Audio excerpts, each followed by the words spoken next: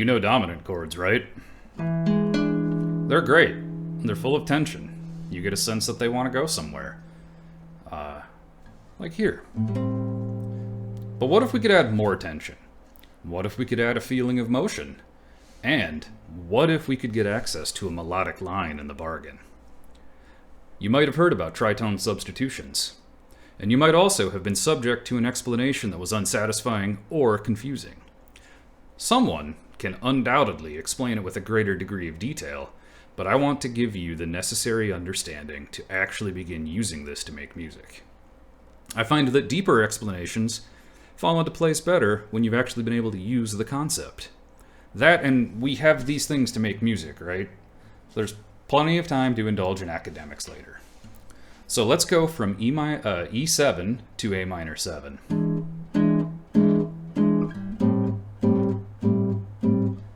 If you're playing along at home, that's going to be 7, 6, 7 to 5, 5, 5, like so.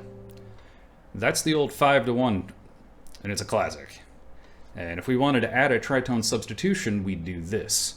We'd add a little bit of B flat 7 in there. And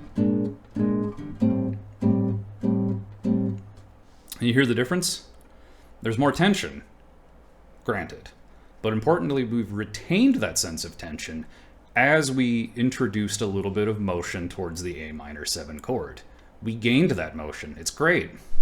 So importantly, we need to know that the B flat is a tritone away from the E, which just means, in terms of 2 fret groupings, we have 3 of them as it pertains to guitar, right? So our B flat is here, and we can go 1, 2, 3. That's the tri part, the tritone. And you can hear that that is an interval full of tension. And we're substituting the B flat 7 for the E7 because it has some similar notes and it fulfills the same role, but it adds a little something. And so that's the substitution part. When you put that together, you get tritone substitution. And so earlier I mentioned that we'd get a melodic line, right? So what if we added some extensions? Instead of just hanging out on the E7 chord, let's add a little motion on the B string. A sharp 9 and a flat 9. Or fret 8 and fret 6. And so we get this for our E7. Let's add something to the B flat 7 chord as well. In this case, it's going to be a flat 5 up top on the B string, or simply the 5th fret on the B string. And so we would get this. And we will round that off by emphasizing fret 7 on the G string, or the major 3rd. And that will carry us very nicely to the A minor 7. Put that together and you get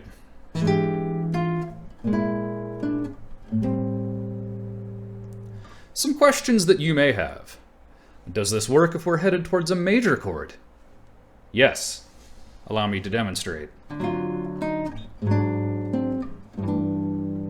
In this case, I chose to head towards G major. Can we switch and substitute the other direction, say from B flat to E? Yes. See? Works fine. The crucial thing is only that the B flat and the E are a tritone away from each other. When can we use this? Well, there are 2 answers here. The cop-out answer is when it sounds good. The more detailed answer is kind of when you're headed away from a dominant. So by that I mean when you're headed from E7 to A, or from D7 to G, or from G7 to C, and so on. Do we have to use this? No, not at all. In fact, I play with a swing group and I mostly play rhythm guitar, and I will hang out on dominant chords without extensions or substitutions because, in my opinion, in that context, it doesn't serve the music. So we get a lot of this. My advice would be to play around with it. Figure out where it sounds nice, and if it sounds bad somewhere, then simply don't use it there. Until next time.